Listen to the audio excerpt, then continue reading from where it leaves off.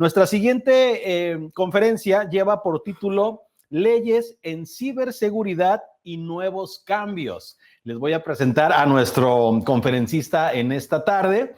Él es Gersaín Llamas, él es profesional en tecnologías de la información con enfoque en seguridad, ha participado en proyectos relacionados con protección de datos y combina conocimiento técnico, esto me encanta, combina conocimiento técnico con visión estratégica para contribuir a la mejora continua de la postura de ciberseguridad de las organizaciones en las que ha colaborado. Así que si tú estás allí ya en tu computadora, en tu iPad, en tu celular, siguiendo esta transmisión, acomódate, abróchate el cinturón virtual porque esta conferencia te va a encantar. Con ustedes, Gersaín Llamas. Adelante.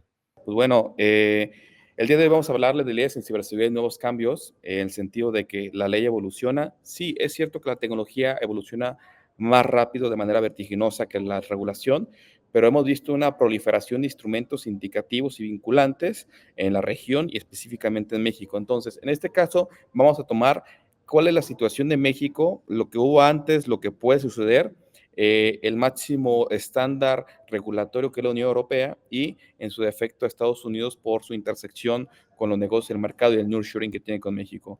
Pues bueno, este index ya es algo antiguo, pero el Global Cybersecurity Index nos dice que estamos en el punto número 2, Tier 2, es decir, que estamos en desarrollo, estableciendo y avanzando en ciertas arquitecturas de ciberseguridad, pero bueno, lo cierto es que ha habido tantos cambios en las normativas, tanto nacionales y estatales, que este índice puede que cambie en ese tiempo. Y aparte, es el mes de la ciberseguridad y las agencias o la autoridad respectiva en ciberseguridad ha dicho de alguna manera que próximamente se tendrán estrategias políticas y planes en esta materia. Muy bien. Pues bueno, cuando hablamos de ciberseguridad tenemos que hacer una gran acepción o una observación. Primero, se puede considerar hablar de ciberseguridad, pero hablar desde el enfoque de protección de información personal. Pero el punto débil de esta concepción es que cuando no hay información personal, el marco jurídico en protección de datos personales no aplica. Entonces, protección de datos personales sí es importante, se puede enfocar desde la ciberseguridad, pero no lo mismo. Segundo punto es la protección de la propiedad, que eso sea con los bienes jurídicos, en el sentido de poder denunciar a alguien por algún delito, una conducta típica que exista en un ordenamiento que por excelencia podría ser el Código Penal. Por otra parte, puede ser la protección de infraestructuras críticas, que tiene que ver con aquellas que ofrecen servicios importantes, esenciales para la ciudadanía. En el caso de México se maneja en la Constitución como áreas estratégicas. Y pues bueno, tiene que ver con protección física y con protección cibernética. Entonces entran en un conflicto entre los poderes de investigación ordinarios y aquellos que tengan que ver con un mando militar y de inteligencia. También se puede ver la cuestión de relaciones entre estados que tiene que ver con ciberdiplomacia, es decir, aquellos que tienen que ver con la intersección entre resolver problemas, ratificar tratados internacionales, etcétera, operaciones militares y derecho de guerra, que tiene que ver con si se puede atacar de manera cibernética a una entidad o no, aunque vemos que hay diversos ordenamientos, principalmente, por ejemplo, la OTAN, que ha considerado el poder considerar un ataque cibernético como un ataque a un miembro de la alianza en ciertas circunstancias, pero que no se ha ejecutado ese artículo en específico. El derecho de seguros, que tiene que ver con la protección, y no solamente económica, porque aquí también conlleva nuevos servicios como respuesta a incidente, análisis forense, que quizá no tiene una empresa en su dirección y que lo necesite, y aparte también para poder pagar los daños y perjuicios a terceros por una afectación, una brecha de seguridad o cualquier otro tipo. Y la seguridad de sistemas gubernamentales, que tiene que ver con el gobierno electrónico. Entonces, en síntesis, cuando hablamos de ciberseguridad, tenemos todos esos tintes: protección de información personal, relación entre estados, infraestructuras críticas, protección de la propiedad, cuestión militar, derecho de seguros, etcétera. Entonces es cuando uno tiene que tomar estos hitos. Muy bien, en el ámbito mexicano no tenemos una ley formal de ciberseguridad, pero sí tenemos pequeños preceptos y artículos que tienen que ver con la seguridad de la información o ciberseguridad, claro, sin entrar en este debate o resiliencia cibernética, en el sentido de que se ha querido hacer una ley especial que se llama ciberseguridad, aunque claramente podremos ver que en el debate legislativo del Congreso de la Unión con Cámara Alta y Cámara Baja, tanto Cámara de Senadores como diputados, en algunas ocasiones se confunden el cibercrimen, delitos informáticos con ciberseguridad, con ciberinteligencia y con poderes de investigación, y por lo tanto esa amalgama o ese conjunto de bienes jurídicos en un instrumento crea conflictos y crea posibles antinomias o antinomias o lagunas que podrían no subsanarse. Por ejemplo, el primer registro que se tiene de una ley especial, porque ojo, ha habido reformas de manera paralela a otras iniciativas, a otras leyes, como por ejemplo reforma a la ley de niñas y adolescentes, la ley de protección de datos personales, a la ley federal de derechos de autor, a la ley de guardia nacional, etcétera. Pero leyes especiales únicamente se ha contado desde el registro del 22 de octubre de 2015, que tiene que ver con la ley federal para sancionar y prevenir y sancionar los delitos informáticos, del senador Omar Fayad Meneses, que por las cuestiones de la prensa que le hizo comentarios respecto a que había mucho censura o vulneración de otros tipos de derechos, la retiró. Después del 19 de marzo de 2019, en su momento senadora Jesús Lucía Trasviña Gualderrán quiso expedir algunas reformas al Código Penal y expedir la ley de seguridad informática. Vemos aquí cómo habla de seguridad informática, no ciberseguridad, sin entrar en conflicto de ese debate. Posteriormente, el 1 de septiembre de 2020, el senador Miguel Ángel Mancera Espinosa quiso hacer algunas reformas al Código Penal y leyes afines para expedir la Ley General de Ciberseguridad. Posteriormente, el 19 de octubre de 2020, el diputado Javier Salinas Narváez quiso proponer la Ley Nacional de Seguridad en el Ciberespacio. En 25 de octubre de 2021, de nuevo la senadora Jesús Lucía Trasviña Gualderrán quiso expedir la Ley General de Ciberseguridad. Antes ya verán que era Seguridad de la Información, ahora Ley General de Ciberseguridad, y derogar diversas disposiciones en el Código Penal que tienen que ver con el acceso no autorizado o con el artículo 111 bis 1 en adelante respecto a los únicos tipos penales que tenemos en el ámbito de delitos informáticos. Posteriormente, el 6 de octubre de 2022, se quiso expedir la Ley General de Ciberseguridad a cargo de la diputada Juanita Guerra Mena, del Grupo Parlamentario de Morena, y el 25 de abril de 2023, una iniciativa que tuvo mucha preponderancia porque se hizo foros, pareciera que se iba a aprobar, pero al final en las cámaras no salió ni pasó a pleno, fue la iniciativa de Ley Federal de Ciberseguridad, impulsada por en el momento Javier Joaquín López Casarín, y del Grupo Verde Ecologista, ¿no? Pareciera que esta se iba a aprobar, pero por los consensos y por otras situaciones de que no cumplía con ciertos bienes jurídicos, pues no se pudo llegar, obviamente también por el consenso, ¿no? Y el 6 de diciembre de 2023 se quiso reformar la Ley General del Sistema Nacional de Seguridad Digital al cargo del diputado Salvador Caro Cabrera, del Grupo Parlamentario Movimiento Ciudadano, y el 14 de febrero de 2024 se quiso presentar una nueva reforma respecto a un proyecto de decreto que presentaba la Ley Federal de Ciberseguridad y derogaba ciertos artículos, obviamente, del Código Penal, y esto fue presentado por los senadores Checo Pérez Flores y Rafael Espino de Peña. Después, como verán, tenemos un gran camino en iniciativas de ley y todavía no hay consenso, ¿no? El 27 de febrero de 2024, de nuevo, Juanita Guerra Mena presenta un proyecto de ley, pero lo raro es que era el mismo proyecto de ley que presentó con anterioridad. Entonces, pues ese es el problema, ¿no? Después, el 20 de marzo de 2024, otra vez Javier Joaquín López Casarín presentó un nuevo proyecto mejorado respecto a este punto, y el 14 de agosto de 2024, la senadora Alejandra Lagunes Soto presentó una iniciativa para crear la Ley Federal de Ciberseguridad y Confianza Digital y reformar algunos temas en cuestión de delitos cibernéticos informáticos. Todavía sigue. El 10 de diciembre de 2024, la senadora Jesús Lucía Trasviña Gualderrán quiso otra vez presentar una iniciativa a la Ley de Ciberseguridad y la presentó también con cuestiones del Código Penal. Y el 4 de marzo de 2021, el senador en su momento del Grupo Parlamentario Partido de Acción Nacional, Mauricio Vidal Dosal, presentó una iniciativa para expedir la Ley General de Ciberseguridad. Ya como último hito, lo tenemos que el 30 de abril de 2025 se presentó el senador Luis Donaldo Colosio Rojas, del Grupo Parlamentario Movimiento Ciudadano, un proyecto de decreto por el que se expedía la Ley General de Ciberseguridad. Bueno, dicho, la Ley de Ciberseguridad. Entonces, como podremos ver, todo este conjunto de iniciativas de ley, tanto en Cámara Alta como en Cámara Baja, que han tocado diversos principios jurídicos que van desde delitos informáticos, seguridad de la información, ciberseguridad, y derogan otros instrumentos por excelencia como aquellos de acceso ilícito o no autorizado que van en el Código Penal Federal, pues se han transitado y no se ha llegado a un consenso en estas mismas, a pesar de que desde el ámbito ejecutivo ya se cuenta con algunos reglamentos o con leyes que dan fundamento habilitante a algunas autoridades como la Agencia de Transformación Digital y Telecomunicaciones para tener la Dirección General de Ciberseguridad enfocada únicamente en el ámbito estatal, porque el CERT sigue siendo función para la ciudadanía. Y pues bueno, voy a darle rápido a esto porque fue lo que sucedió anteriormente en este punto respecto a que hubo una ley de protección de datos personales que tenía reglamento. En este momento no hay un reglamento al respecto. Se tendrá que emitir. Como verán, desde que ya no hay una autonomía en el Instituto Nacional de Transparencia y Transformación Pública y pertenece ahora a la Secretaría de Anticorrupción y Buen Gobierno, se crean direcciones y pues bueno, existe un marco jurídico muy similar, pero sin ese reglamento expedido por la autoridad que te replica o te dice cuáles son los elementos de una vulneración de seguridad.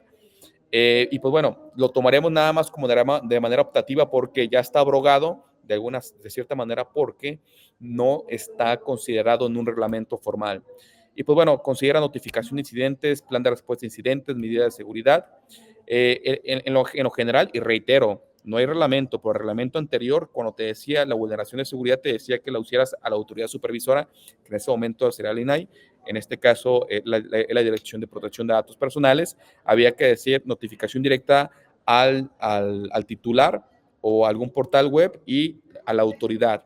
Había una pequeña laguna porque en el sector privado no podría no había la obligación de reportar al gobierno, pero sí a las autoridades en específico, ¿no?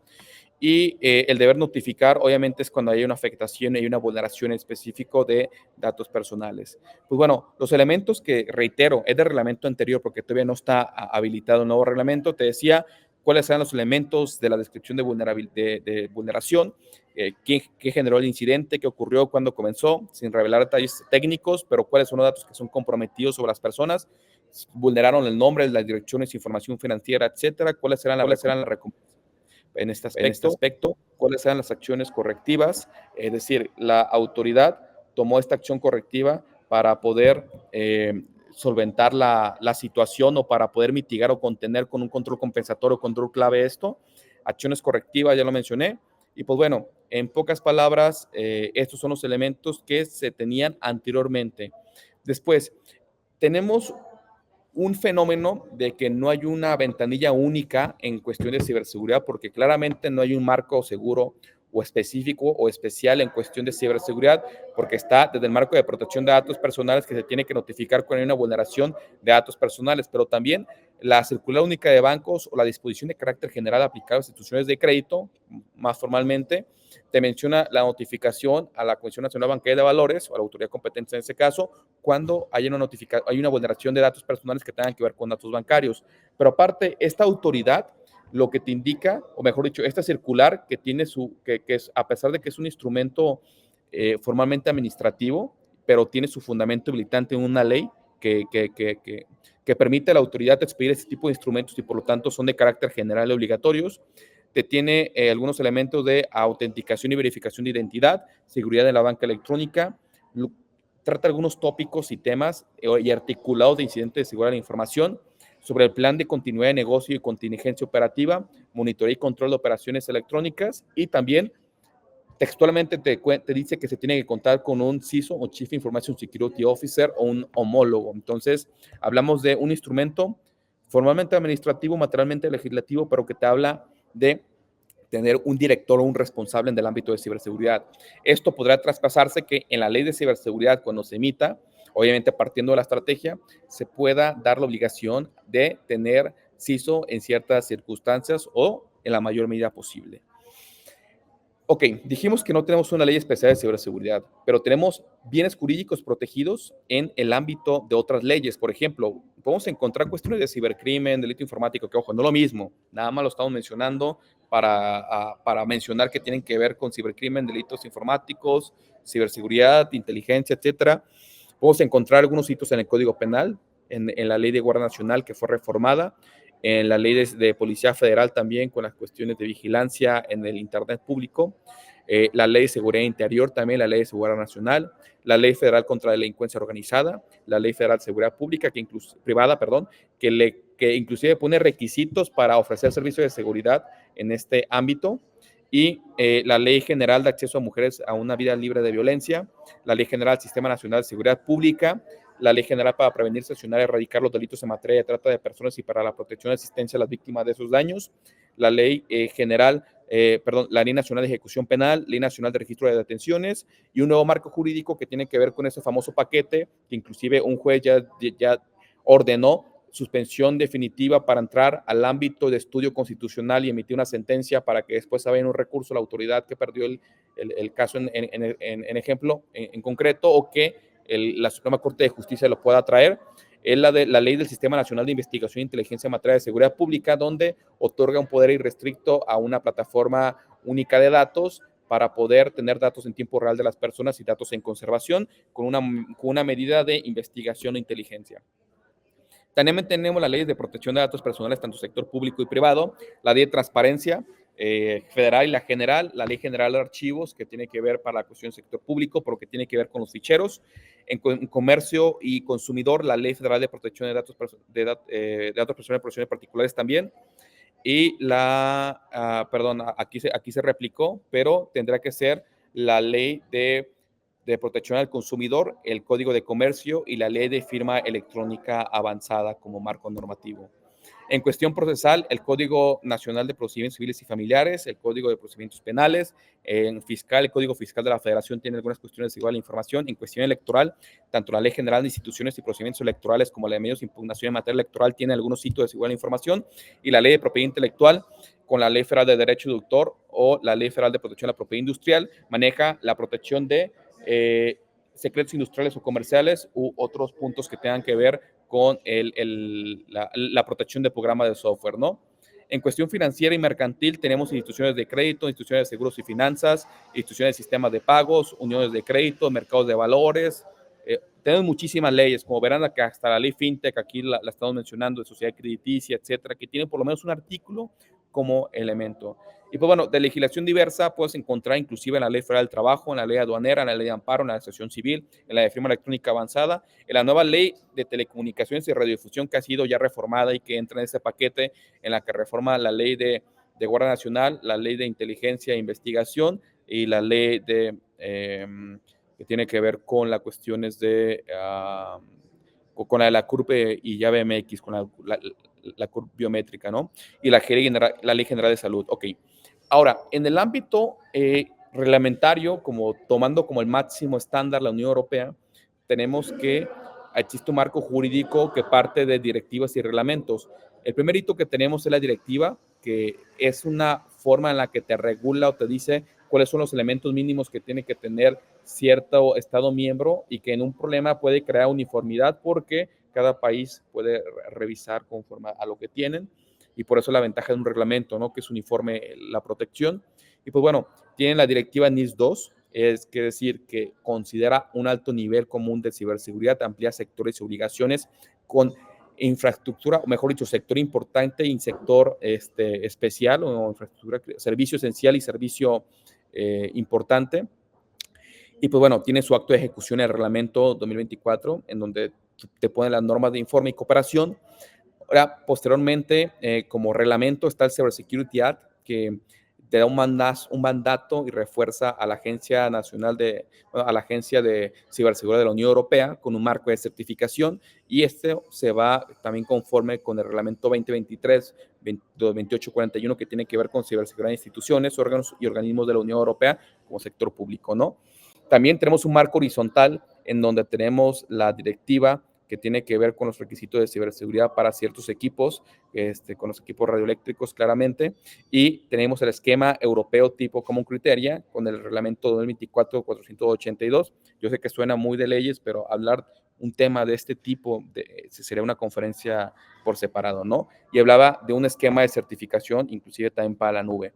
Y el Cyber Resilience Act, que tiene que ver con requisito de ciberseguridad para productos con elementos digitales, porque uno ve la ciberseguridad orgánica, la ciberseguridad inclusive desde el ámbito de inteligencia artificial, pero también puede ver la ciberseguridad con aquellos dispositivos que tienen un sistema que pueden crear alguna afectación a las personas o afectaciones económicas. Y las cuestiones sectoriales tienen el DORA, que tiene que ver con el Digital Operation Resilience Act, que tiene que ver con la norma del sector bancario financiero, que es una norma técnica que cuenta con una norma técnica complementaria que inclusive te obliga a tener manejo de crisis, representante comunicador, que algunos seguros para cuando tengan que hablar, cuando tengan que hacer pentesting y otros ordenamientos del sector financiero. Es un estándar muy, muy elevado y por lo tanto mi recomendación es que lo tomen como base. La directiva SER, que tiene que ver con entidades críticas, infraestructura crítica, que también dice que no tiene que ver con ciberseguridad 100% porque también la protección física, pero esto se complementa con el NIS 2, que es Network Information Security Standard, no el 2. También el directiva de Código Europeo de Comunicaciones Electrónicas y Obligaciones de Ciberseguridad y con las recomendaciones del 5G también los pueden tener. En el ámbito de identidad digital se cuenta con el EIDAS, que tiene que ver con las cuestiones de identificación y servicios, que es aquella normativa que puede permitir la firma electrónica avanzada en el sentido de hacer actos de comercio o negocios jurídicos o actos civiles. Y está la IDAS 2.0, que es un marco de identidad formal Europa, que es como una famosa wallet y que tiene una ejecución de arquitectura y una cartera digital. En cuestión de identidad y confianza, está la directiva 2013-40UE, que tiene que ver con ciberdelitos o sistemas de información, en donde le menciona a cada estado miembro cuáles son los delitos que tienen que poner en sus leyes y bajarlas. El fraude de medios de pago no presenciales en la directiva 2019-713. Tiene un reglamento de evidencia, que esto podríamos decir que es como el análogo al Cloud Act, que es el que le suple en Estados Unidos la Store Communication Act, que tiene que ver con la solicitud de registros y de evidencia a otras autoridades, inclusive de otros países. Pues bueno, es el homólogo en la Unión Europea. En cuestión de privacidad y comunicaciones tenemos el GDPR, Reglamento General de Protección de Datos Personales con Seguridad en Información y Tratamiento de Brechas. Y en cuestiones de privacidad, porque son diferentes. Una cosa es la protección de datos personales y otra cosa es la privacidad. El e-privacy, que en su momento se empujó a que fuera reglamento, pues bueno, aún es directiva, pues bueno, protege la confidencialidad de comunicaciones y seguridad en brecha de servicios de comunicaciones electrónicas. Y también tenemos la directiva de pagos, que tiene que ver pues con todos los pagos electrónicos con una autenticación fuerte, ¿no? En cuestión de coordinación y de capacidad a escala, la Unión Europea se tiene el Cyber Solidarity Act, en donde tiene una infraestructura legal para que existan SOC, Centro de Operaciones Cibernéticos Transfronterizos, existe una reserva de ciberseguridad, ejercicio y mecanismo de ayuda mutua, y pues bueno, eso está, ¿no? Después, respuesta coordinada a incidentes de crisis a gran escala, el Blueprint y el Centro Europeo de Competencia de Ciberseguridad y Redes Centros Nacionales con el Reglamento 2021-887. Pues muy bien, en cuestiones ya de marcos paralelos que no tienen que ver con ciberseguridad para ayuda a su desarrollo, tenemos el Data Governance Act, que tiene que ver con la gobernación de los datos, Data Act, que tiene que ver también con este mismo nuevo sector público, con el Reglamento de Inteligencia Artificial y con el European Health Data Space, que tiene que ver con los datos de cuestión médica. Ok, brevemente y nos pasamos, reitero, es un panorama general de todos los marcos normativos que existen, de lo que hubo en México, lo que está en la Unión Europea y ahora lo que está en Estados Unidos. Pues bueno, en el ámbito de Estados Unidos tenemos un fenómeno que es un federalismo preponderante, en donde existen algunas leyes federales, son transversales, son sectoriales en específico y cada condado tiene su propia ley en específico. Entonces, sí habrá leyes federales sectoriales, pero a la vez, si tú tienes un servicio en California, en Nueva York o en otro condado, tendrás que saber las normatividades de ese punto, que a diferencia que en México, con el saber la ley general y federal, te da un norte a saber cómo cada estado puede regularse, ¿no? Ok, como primer marco normativo y que lleva muchos años como piedra angular en la cuestión de delitos informáticos en Estados Unidos de América, es el Computer Fraud and Abuse Act, que tiene que ver con delitos informáticos de acceso no autorizado, que ha habido muchísimas jurisprudencias y sentencias que marcan el rumbo de esta ley. La Homeland Security Act, que tiene que ver con la cuestión de la arquitectura de la CISA, que tiene la Autoridad de Ciberseguridad. El Cyber Security Act, que tiene que ver con salvaguardas de privacidad, intercambio de información, etcétera. La ley de CISA, que la Cyber Security Infrastructure Security Agency Act, que tiene que ver, que eleva el CISA dentro de un departamento de seguridad. También hay otras iniciativas, mejor dicho, leyes, que elevan y autorizan actividades del NIST para el sector público y aquellas, el IoT Cybersecurity Improvement Act, que tiene que ver con aquellos requisitos para sistemas de Internet de las Cosas que adquiere gobierno y que perfila controles, ¿no? También por ahí hay unos formatos para educación continua de la CISA para que pueda capacitar, y el CIRT, que es una reglamentación en proceso que obliga a reportar incidentes para infraestructuras críticas. Y pues bueno, se publicó el proyecto en 2024 como tal, pero ahí hablamos de un reporte que únicamente de infraestructuras críticas, no es un reporte en general, aunque sabemos que existe por otros instrumentos administrativos. Ahora, muy bien, en el sector salud tenemos un pilar importante que algunos países lo toman como preponderancia, que es el IPA, que tiene que ver con la ley de sector salud, que habla de la regla de brecha, requisitos de salvaguardas y notificación de brechas, entidades cubiertas en el sector salud y que contempla muchos. También la Federal Trade Commerce también tiene algunas brechas de notificación, porque vimos que aquí es sectorial, sector salud, sector comercio, inclusive sector eh, sector de alimentos también. Entonces, es necesario tener en cuenta que cada uno tiene sus elementos, inclusive con cuestiones médicas, requisitos para dispositivos médicos, e inclusive marca algunos elementos de banderas y de marcados, software, bill of materials, que son las pequeñas ingredientes de un sistema respecto a librerías que compone. Se habla también de librerías o bill of materials de inteligencia artificial hasta el sistema de cifrado.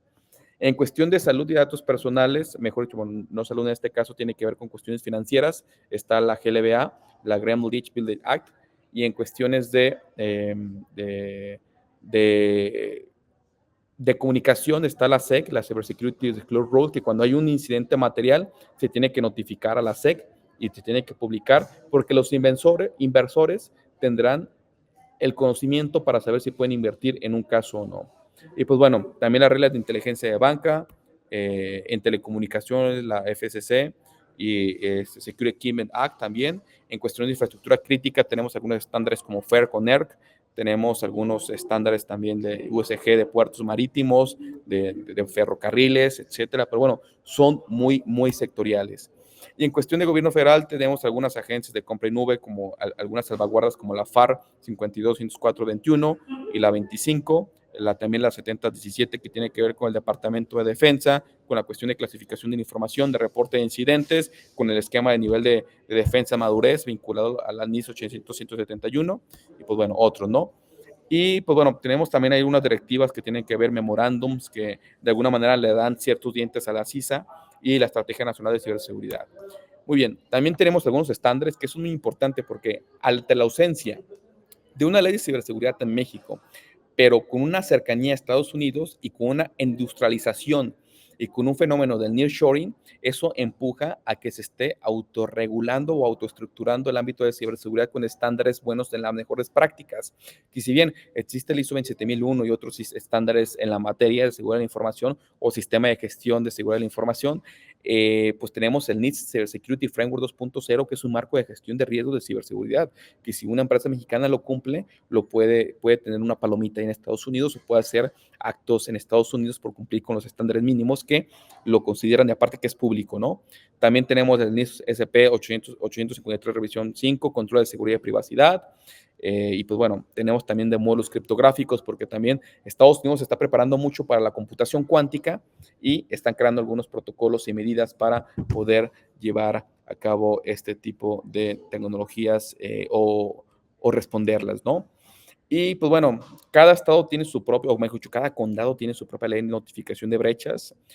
Nueva York tiene su propia ley, California, etcétera. Entonces, habrá que revisar. Sí es cierto que tienen una homologización, pero en ciertos casos algunos condados han salido del estándar e inclusive han propuesto que inclusive cuando la información esté cifrada, se tenga que reportar el incidente, mientras que en otras normativas de condado consideran que esto no es un incidente porque la información esté cifrada. Pero bueno, ese es otro debate.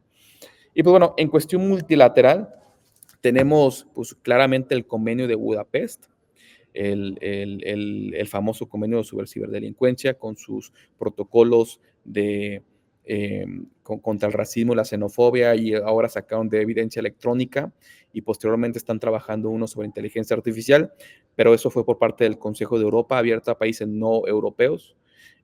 Porque una cosa suena raro, pero una cosa es el Consejo Europeo y otra cosa es el Consejo de Europa. El Consejo de Europa ahí se puede hablar, porque México es parte de este mismo, ¿no? Y en cuestiones multilaterales tenemos la Convención de Naciones Unidas contra la Ciberdelincuencia, que México ha publicado que lo ve bien y que lo va a ratificar. Esperemos que sea así, pero tiene que ver con un tratado no autoejecutable para que México pueda reformarlo.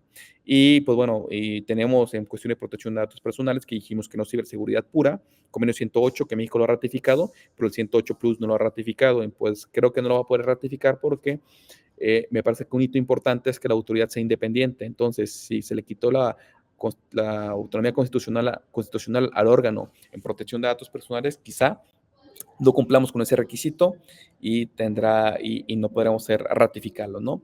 Y pues bueno, habrá nuevos tratados internacionales, pero es un instrumento que da una cuestión homogénea a la región y que es importante tenerlo en cuenta. Otros instrumentos regionales que se tienen es de la Unión Africana, la Convención de Malabo, que tiene que ver con ciberseguridad y protección de datos personales de 2023, la Liga de los Estados Árabes en la Convención para combatir delitos de tecnología e información, también de la Comunidad de Estados Independientes, el Acuerdo de Cooperación contra Delitos Relacionados con Información Computarizada, y por último la Organización de Cooperación de Shanghái, que tiene un acuerdo de seguridad de la información internacional, y pues bueno, que tiene que ver con seguridad de la información, ciberamenazas entre Estados miembros, etc. En cuestión comercial, México, el famoso TEMEC, USMA, que tiene un capítulo de comercio digital. Se contempla la cuestión de ciberseguridad de la cooperación para fortalecer las capacidades de las entidades nacionales como CERT o CERT, y la cuestión de garantizar flujos de transferencia de datos de manera segura e instalaciones informáticas. El asunto es que México ha tenido una reforma en la ley aduanera y pues bueno, varios congresistas han comunicado, todavía no es un hecho, es un chisme nada más de noticia, que no quieren incluir a México en este caso. Entonces, bueno, de momento todavía tiene vigor, pero esperemos que se pueda replicar ese tratado de libre comercio en cuestiones de transferencia o transmisión o libre flujo de datos en un ámbito seguro. Y pues bueno, al final los abogados siempre hablamos de ciberseguridad y de la regulación, de la constitución, de la norma, pero tenemos que darnos cuenta que la regulación simplemente es un habilitador. Es decir, tú puedes poner una característica, una atribución, una obligación para que ciertos productos tengan sellos de calidad, por ejemplo, que es el primer ítem, y la gente va a confiar más en esos sellos de calidad porque saben que están comprobados y que cumplen con una certificación o con pruebas, a pruebas de manipulación o sea, de cualquier otro tipo. O pueden confiar en un organismo de certificación que se dedican a la ciberseguridad y que son neutros. Se pueden confiar también en defensores del pueblo que pueden mostrar o resolver una litis que obviamente no sea penal respecto a una cuestión de ciberseguridad. Juntas de arbitraje y mediación para cuando son diferentes jurisdicciones que también resuelvan el asunto, comités de ética, comisiones de ética, una autorregulación regulada en el sentido de que uno se obliga a cumplir con un marco jurídico a pesar de que no sea su país. Uno puede decir, oye, yo quiero cumplir con el máximo estándar que es la Unión Europea en cuestiones de ciberseguridad, o una regulación híbrida que tiene que ver con regulación del sector público y privado, dictadas por autoridades públicas, una autoestructuración de conformarme para que mi empresa tenga una arquitectura buena, unas reglas antiimpuestas de que pase a cumplir con algún estándar, una autorregulación de la empresa o inclusive regulación nudging o la regulación de cómo la tecnología puede regular el comportamiento, porque ojo, una cosa es cómo se regula la tecnología o la ciberseguridad, pero en otros casos podemos ver cómo la ciberseguridad, la tecnología como el género puede regular el comportamiento de las personas y de qué manera va a ser esta situación que tiene que ver con la teoría del empujoncito del nudging. Y pues bueno, también la certificación, auditorías y transparencia y entornos de pruebas regulatorios. Por ejemplo, la ley de FinTech, la ley de institución de tecnología financiera, tiene una figura jurídica que es sandbox regulatorio, y el sandbox regulatorio es un entorno de prueba de verificación para poder observar un instrumento para ver cómo va saliendo o cómo se comporta y después sacarlo como alguna figura jurídica, o la transparencia de informes o de cualquier tipo de reporte también es ayuda y es una forma de regulación, porque en pocas palabras la regulación es control y mando, no solamente es ley, y todas estas formas de representación conllevan a que la gente se comporte de cierta manera, ya sea con un seguro, de que una empresa, de que alguien entra o contrata un servicio de ciberseguridad porque tiene un seguro, o le entra a unas acciones o una empresa porque tiene un seguro o porque reporta ante la SEC las brechas de incidentes materializados o evaluaciones de impactos algorítmicas. Y pues bueno, eso será todo. No sé, alguna pregunta o algo. Me fui muy rápido, pero sinceramente, hablar de todo esto nos llevaríamos años, años, años y años. Muchísimas gracias, Gersaín. Agradecemos esta información. La verdad, yo estoy impactado de tantas leyes, tantas reformas y sobre todo que en cada país, como comentabas, tanto en Europa como en América, cada condado, cada estado en Estados Unidos ejerce con diferentes leyes y diferentes reformas. Recuerden, amigos, que estamos lanzando las preguntas a nuestros expositores. Ya tenemos la primera por acá, Gersaín, te la voy a hacer llegar. Déjame checar por aquí. Nos pregunta Luis Campista, ¿qué vacíos legales existen actualmente en materia de ciberseguridad, especialmente frente a tecnologías emergentes como la inteligencia artificial generativa a los LLMs? Interesante. Ok. Mira, primero tendremos que ver inteligencia artificial para ciberseguridad, ciberseguridad para inteligencia artificial, o cómo la inteligencia artificial activa vectores de amenaza o de ataque, ¿no? Por ejemplo, la inteligencia artificial se puede utilizar para medidas de ciberseguridad en SOC, en SOAR, o en cualquier otro tipo, IDS y IPS para detectar anomalías, etcétera, ¿no? Pero también, por otro punto, necesitas poner requisitos mínimos de ciberseguridad a sistemas de inteligencia artificial que interactúan con humanos o con cualquier otro elemento o filtros, ¿no? Que puedan crear una afectación, y principalmente sistemas de infraestructura crítica que pueda tener una afectación de muertes o daño a personas, daño físico. Y otro es cómo se utiliza inteligencia artificial para poder cometer delitos o ilícitos, ¿no? Que esa sería la tercera vertiente. Entonces tenemos esos tres elementos. Los lenguajes de los LLMs, de inteligencia artificial generativa de procesamiento de lenguaje natural, podríamos decir que es una forma y un tipo de inteligencia artificial de las muchas que en las que se puede representar. En este caso, ha habido algunas iniciativas, pero que tienen que ver más con delitos informáticos, no tanto con ciberseguridad de los sistemas de inteligencia artificial, que se castiga a aquellas personas que hagan superposiciones o deepfake sin autorización. Puedes encontrar algo así en las cuestiones de la ley contra la violencia de mujeres, o el Código Penal, que tiene que ver con ese tipo de contenidos que se genera, se manipula, pero diciéndote puntualmente, no hay un marco jurídico especial sobre inteligencia artificial. ¿Por qué? Porque no está definida. Segundo punto, se confunde con Internet de las cosas y con sistemas ciberfísicos. Si no podemos definirlo, no podemos medirlo y no podemos protegerlo. Entonces, habrá que sacar una estrategia, definir lo que es inteligencia artificial, marcar los hitos, diferenciar los diferentes tipos de inteligencia artificial en las que se representan y ver cuáles son los requisitos necesarios de los ataques. Por ejemplo, un ataque que se le puede hacer una inteligencia artificial generativa es el ataque de poisoning, ¿no? Envenenarlo.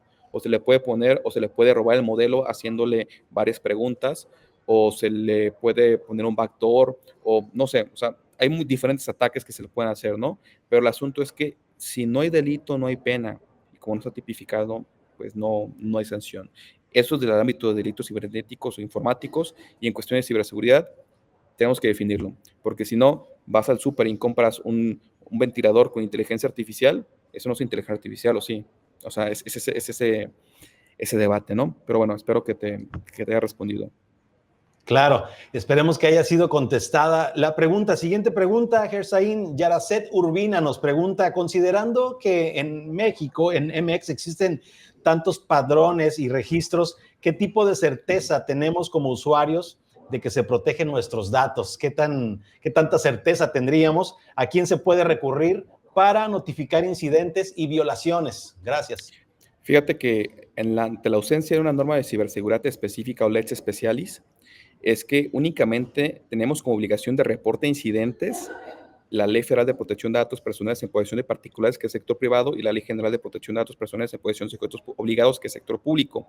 Y la Circular Única de Bancos como instrumento formalmente administrativo, pero materialmente legislativo, que obviamente la Comisión Nacional Bancaria de Valores la determina para que se le notifique cuando hay un incidente que tenga que ver con cuestiones bancarias. Tenemos dos ventanillas. De ahí en más, no hay otra autoridad. Sí, uno va a decir, le puede ser la Guardia Nacional o cualquier otra autoridad, sí, pero no hay una ley en específico que te haga reporte de incidentes. Ahí puedes hacer una denuncia de algún delito, lo que sea, cibernético, ya sea aplicativo o que se utilice la tecnología como un medio, como un fin, pero no hay una herramienta. Y otra cosa, hay que diferenciar también entre reporte de vulnerabilidades a reporte de incidentes, porque uno puede encontrar una vulnerabilidad y puede haber una política de divulgación de vulnerabilidades coordinada, en donde diga, encontré una vulnerabilidad en un portal del gobierno, se lo hago llegar a la Agencia de Transformación Digital o a la Dirección de Ciberseguridad o a quien ustedes correspondan para que puedan subsanarla, y otra cosa es el reporte de incidentes. Inclusive, algunos países meten un tercer reporte, que es el reporte del pago del ransomware. Es decir, pagaste o no pagaste. Entonces podemos decir que en el argot jurídico hasta este momento, en la respuesta de notificaciones, puede hacer notificación de vulnerabilidades, notificación de incidentes y notificación de pago por ransomware. Pero únicamente, legalmente, tenemos la Ley de Protección de Datos Personales y la Circular Única de Bancos para reportar incidentes. Ha habido muchos padrones, sí. De hecho, hay un padrón ahí que se está haciendo sobre usuarios con el vínculo de la curbiométrica. Hay algunas empresas como Java Pwnet que puedes ver cuáles son las brechas de seguridad reportadas, porque hay que recordar, no todas son reportadas hasta que alguien hace la triple extorsión de que cifra la información al ransomware, pero después la publica en un data breach, y pues ese es el problema, ¿no? No sé si le respondí la pregunta puntualmente o prefieren que haga más, desarrolle más otra idea. Yo creo que está bien explicado. Ahora, si alguien tiene más dudas o quiere más información acerca del tema que se ha expuesto hoy, Gersaín nos ha platicado acerca de leyes en ciberseguridad y nuevos cambios. ¿Por qué no nos compartes, Gersaín, tu LinkedIn, tus redes sociales, por si alguien tiene más inquietudes, te lo haga llegar quizá de manera personal, recordándoles que todas las preguntas que necesiten alguna respuesta más extensa se les van a contestar de manera personal por correo electrónico. Por ahí vamos a poner en el chat un link de una respuesta a una pregunta que le hicieron a nuestro expositor anterior, Martín, para que estén atentos en el chat, pero Gersaín, pues para que tengan más información sobre tu tema. Claro que sí, en LinkedIn y en X, ya estaba yo en TikTok, ahí lo pueden ver, Gersaín Llamas. Estoy a sus órdenes, cualquier asunto de ciberseguridad y regulación, América Latina con preponderancia en la Unión Europea, Estados Unidos, pues ahí estoy a sus órdenes. Muchas gracias por el espacio. Gracias, Gersaín.